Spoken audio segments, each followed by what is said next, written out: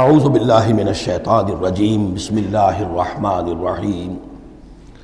وَإِذَا حُشِرَ النَّاسُ كَانُوا لَهُمْ أَعْدَاءً وَكَانُوا بِعِبَادَتِهِمْ كَافِرِينَ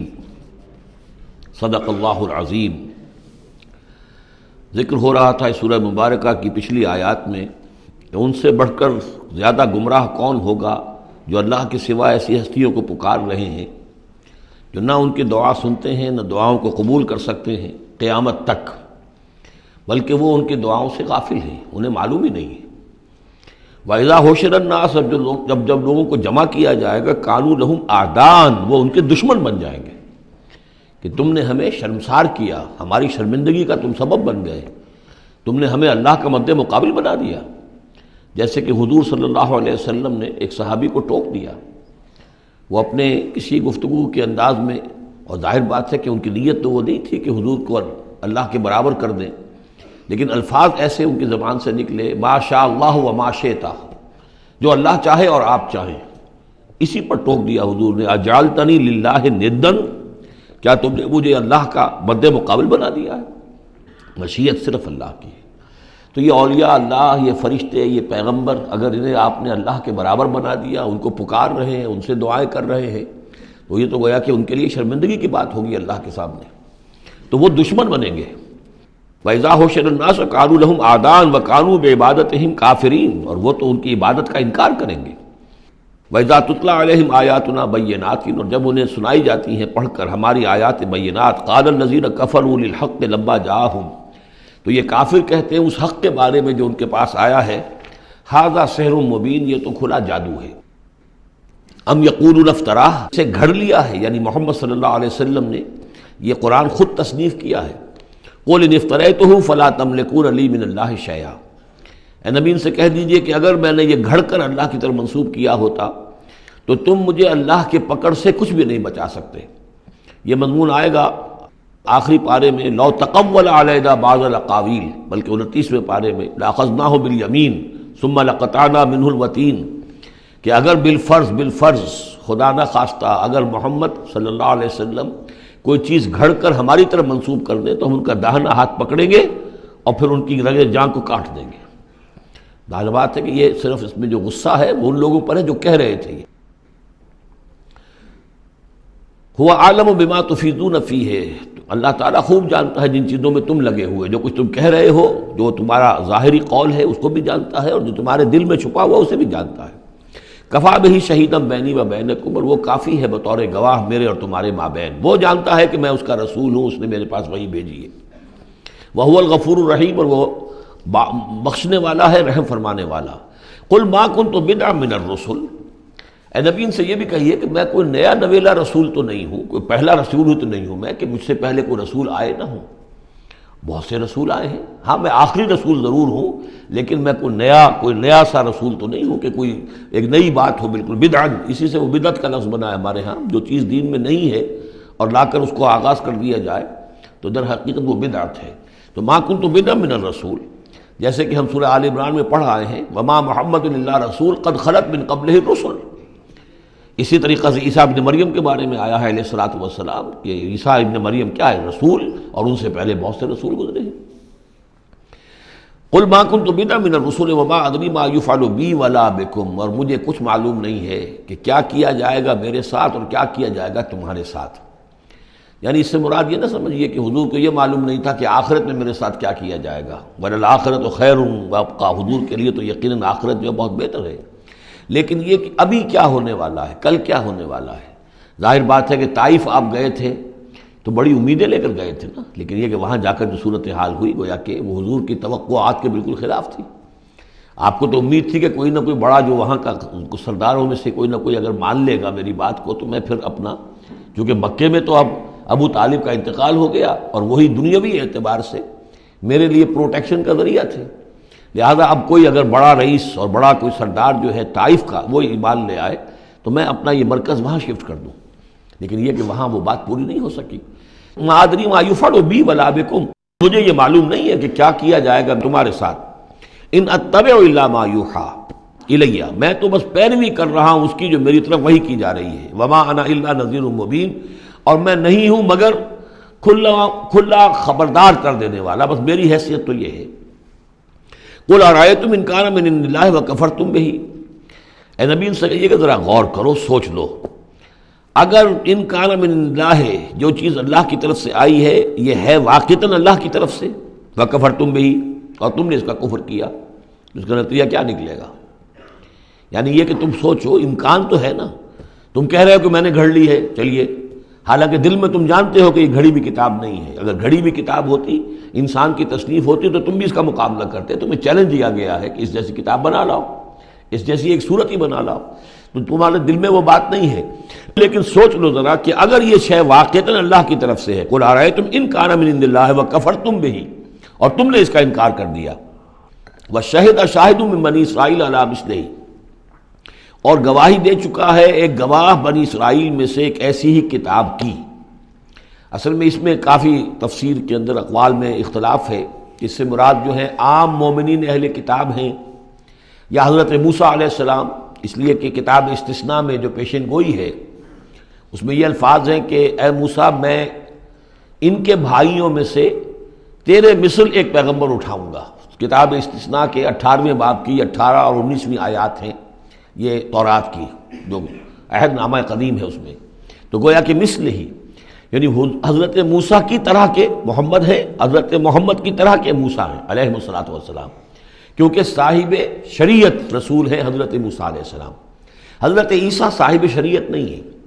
صاحب کتاب ہے، انجیل دی گئی ہے، انجیل میں شریعت نہیں ہے، انجیل میں حکمت ہے۔ کل ہم پڑھ چکے ہیں جئتکم بالحکمہ، میں تمہارے پاس حکمت لے کر آیا۔ شریعت، قانون، یہ در حقیقت تورات میں تھی، حضرت موسیٰ علیہ السلام کو دی گئی،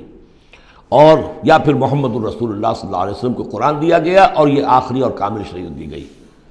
فآمن واستکبرتم، تو وہ تو ایمان لے آئے اور تم استکبار کر رہے ہو۔ یعنی یہود میں سے تو بہت سے علماء ایسے بھی تھے، بہت زیادہ نہیں لیکن تھے، عبداللہ ابن سلام رضی اللہ تعالیٰ عنہ بہت اہم ان کے علماء میں سے تھے، وہ ایمان لائے ہیں، تو وہ تو ایمان لے آئے۔ فاستکبرتم، اور تم استکبار میں اور گھمنڈ میں پڑے ہوئے ہو۔ ان اللہ لا یہدی القوم الظالمین، اللہ ظالموں کو ہدایت نہیں دیتا۔ وقال الذین کفروا للذین آمنوا لو کان خیرا ما سبقونا الیہ، اور کہا ان لوگوں نے جنہوں نے کفر کی روش اختیار کی ان لوگوں کے بارے میں جو ایمان لائے، کیونکہ ان میں سے زیادہ تر جو حضور کے آس پاس ہوتے تھے، اس لیے کہ بہرحال ان میں بڑے بڑے لوگ بھی تھے جو ایمان لائے تھے حضور پر، حضرت عثمان ابن عفان بھی تھے، بڑے گھرانے کے فرد تھے، عبد الرحمن ابن عوف بھی تھے، وہ بھی کوئی غرباء اور فقراء میں سے تو نہیں تھے، طلحہ اور زبیر بھی تھے تو وہ بھی بڑے اونچے خاندانوں سے تھے، لیکن یہ کہ عام طور پر حضور کے آس پاس جو ہوتے تھے یہ لوگ اپنے اپنے کاموں کے اندر بھی مصروف ہوتے تھے، لیکن جو غرباء تھے وہ حضور کے ارد گرد زیادہ موجود رہتے تھے، اور یہ بات بار بار آ چکی ہے حضرت نوح کے بیان میں بھی اور پھر حضور کے بارے میں بھی کہ اے محمد تمہارے گرد تو ہم بیٹھے ہوتے ہیں ہمارے کمی کاری لوگ، بڑے گھٹیا لوگ، ہمارے پست طبقات کے لوگ جو ہیں، کوئی غلام ہے ہمارا، کوئی اور یہاں پہ محنت مزدوری کرنے والا ہے، تو ہمارے شایان شان نہیں ہے کہ ہم آپ کے پاس آ کر بیٹھیں، یعنی ذرا ان کو اپنے سے دور کرو، جس پر کہ اللہ تعالیٰ نے کئی مرتبہ یہ فرمایا کہ اے نبی آپ ان کی بات پر نہ جائیے، اور کہیں ان اہل ایمان کو کہ جو صبح و شام اللہ کو پکارتے ہیں اور اللہ کی رضا جوئی میں لگے ہوئے ہیں، ان کو کہیں آپ اپنے سے دور نہ کر دیں، اگر ایسا آپ کریں گے تو یہ ظلم ہو جائے گا۔ لیکن بہرحال ان کا کہنا یہ تھا کہ اگر یہ لوگ جو ہیں، اگر واقعتاً یہ خیر ہوتا، لو کانا خیرن ما سبقونا، اگر یہ واقعتاً خیر ہوتا قرآن اور یہ دین، تو یہ لوگ جو ہیں یہ اس میں سبقت نہ کرتے ہم سے، بڑے ہم ہیں، سمجھدار ہم ہیں، دانشور ہم ہیں، ایلیٹ آف دی سوسائٹی ہم ہیں، تو ہم نے تو پیش قدمی کی نہیں ہے، لیکن یہ لوگ پیش قدمی کر رہے ہیں، تو اس کا مطلب ہے کہ یہ بات بھی گھٹیا ہی ہے جو تم پیش کر رہے ہو، جس کو گھٹیا قسم کے لوگ قبول کر رہے ہیں۔ یہ طنز ہے اس میں چھپا ہوا۔ وقال الذین کفروا للذین آمنوا لو کان خیرا ما سبقونا وَإِذْ لَمْ يَهْتَدُوا بِهِ فَسَيَقُولُونَ هَذَا إِفْكٌ قَدِيمٌ، اور جب یہ اس قرآن کے ذریعے سے ہدایت نہیں پا رہے تو کہتے ہیں کہ یہ تو گھڑی ہوئی چیز ہے، افک ہے، پرانی شے ہے۔ وَمِن قَبْلِهِ كِتَابُ مُوسَىٰ إِمَامًا وَرَحْمَةً، حالانکہ اس سے پہلے موسیٰ کی کتاب موجود تھی اور اب بھی ہے، امامًا ورحمہ، وہ بھی رہنمائی کرنے والی ہے اور رحمت ہے۔ وَهَذَا كِتَابٌ مُصَدِّقٌ لِسَانًا عَرَبِيًّا، اور یہ کتاب نازل ہوئی ہے اس کی تصدیق کرتے ہوئے، یعنی تصدیق دونوں معنی میں، ایک تو کہ قرآن تصدیق کرتا ہے کہ تورات اللہ کی کتاب تھی، اللہ کی کتاب ہے، اگرچہ اس میں تحریف کر دی گئی ہے لیکن بہرحال اللہ کی کتاب تھی۔ انا انزلنا التوراۃ فیہا ھدی و نور، ہم نے تورات نازل کی تھی، اس میں ہدایت بھی تھی، نور بھی تھا۔ پھر انجیل کے بارے میں فیہ ھدی و نور، قرآن دونوں کی تصدیق کرتا ہے۔ دوسری یہ کہ تورات میں اور انجیل میں جو پیشین گوئیاں تھیں ان کا مصداق بن کر قرآن آیا ہے، تو قرآن مصدق ہے لساناً عربیاً، اور بڑی ہی عمدہ فصیح اور بلیغ عربی زبان میں ہے، لینذر الذین، تاکہ خبردار کر دیں ان لوگوں کو ظلموا جنہوں نے کہ کفر کی روش اختیار کی، خبردار کر دینے کی ذمہ داری ہے، اور اسی لیے یہ جو آسان زبان میں ہم نے اس کو اتارا ہے تاکہ ہر شخص تک یہ بات پہنچ جائے۔ وَبُشْرَىٰ لِلْمُحْسِنِينَ، اور جو ایمان اور اسلام اور احسان کی روش اختیار کریں ان کے لیے یہ بشارت بن جائے۔ ان الذین قالوا ربنا اللہ ثم استقاموا فلا خوف علیہم ولا هم يحزنون، یقیناً وہ لوگ، یہ وہی الفاظ آ گئے جو سورہ حمیم سجدہ میں آئے تھے، جنہوں نے کہا ہمارا رب اللہ ہے پھر اس پر جم گئے۔ اور میں نے عرض کیا تھا، وہ پھر دوبارہ عرض کر رہا ہوں کہ استقامت میں قیامت مضمر ہے۔ جنہوں نے کہا ہمارا رب اللہ ہے پھر اس پر جم گئے، یعنی پھر راضی برضائے رب رہنا، اسی پر توکل کرنا، اسی کی رضا جوئی کو اپنی زندگی کا مقصد بنانا، پھر اس کی اطاعت کرنا، اس کے احکام کی پابندی کرنا، اور اس کے جملہ جو بھی اس نے ذمہ داریاں عائد کی ان کو پورا کرنے کے لیے تن من دھن لگا دینا، یہ سب استقامت میں شامل ہے۔ استقامت کے معنی کیا ہے؟ جیسے کہ میں نے آپ کو بتایا تھا کہ حضور سے ایک صاحب نے یہ پوچھا، بلکہ کہا، فرمائش کی کہ مجھے تو کوئی ایک بات ایسی بتا دیجئے جس سے میں پلے باندھ لوں، میں زیادہ لمبی چوڑی باتیں نہیں سمجھ سکتا۔ حضور نے فرمایا، قل آمنت باللہ ثم استقم، کہو کہ میں ایمان لایا اللہ پر پھر جم جاؤ، ٹھک جائے تمہارا دل اس کے اوپر کہ واقعتاً پالن ہار وہی ہے، پروردگار وہی ہے، حاجت روا وہی ہے، مشکل کشا وہی ہے، اور وہ ہماری دعاؤں کا سننے والا وہی ہے۔ پھر یہ کہ اسی کے لیے انسان ہمتاً اپنے آپ کو وقف کر دے، ان صلاتی و نسکی و محیایا و مماتی للہ رب العالمین۔ ان الذین قالوا ربنا اللہ ثم استقاموا فلا خوف علیہم ولا هم يحزنون، یہ استقامت والے جو ہیں یہ تو اولیاء اللہ ہو گئے نا۔ پھر جیسے کہ ہم نے سورہ یونس میں پڑھا تھا، الا ان اولیاء اللہ لا خوف علیہم ولا هم يحزنون الذین آمنوا وكانوا يتقون، جو ایمان لائے اور اس پر مستقیم ہو گئے، قائم ہو گئے، جازم ہو گئے، اور وہی تو اللہ کے ولی ہیں، وہی اللہ کے دوست ہیں، ان کے لیے نہ کوئی خوف ہے نہ وہ کسی حزن سے دوچار ہوں گے۔ اولئک اصحاب الجنت خالدین فیہا، وہ جنت والے لوگ ہیں، اس میں رہیں گے ہمیشہ ہمیش، جزاء بما كانوا يعملون، اور یہ جزا ہوگا ان کے اعمال کا۔ یہ بات کئی دفعہ میں نے واضح کی ہے کہ بندے کو یہ سمجھنا چاہیے، اور یہی بندے کہیں گے جنت میں داخل ہونے کے بعد بھی کہیں گے اللہ کے نیک بندے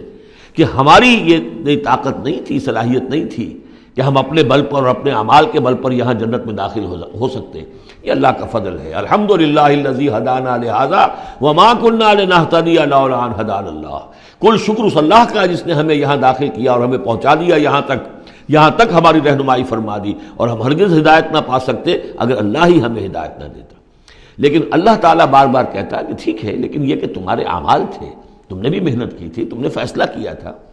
اما شاکرم و اما کفورا، جو ہم نے تمہیں اختیار دے دیا تھا، تم نے ہمارے شکر گزار بندے بن کر زندگی گزارنے کا فیصلہ کیا، ہم نے قدر افزائی فرمائی، ہم نے تمہیں توفیق دی، ہم نے تمہارے راستے کی رکاوٹوں کو جو ہے آسان کر دیا، لیکن یہ کہ بہرحال تمہارا عمل اس میں شامل ہے۔ جزاء بما كانوا يعملون، یہ در حقیقت بدلہ ہوگا ان کے اعمال کا۔ صدق اللہ العظیم۔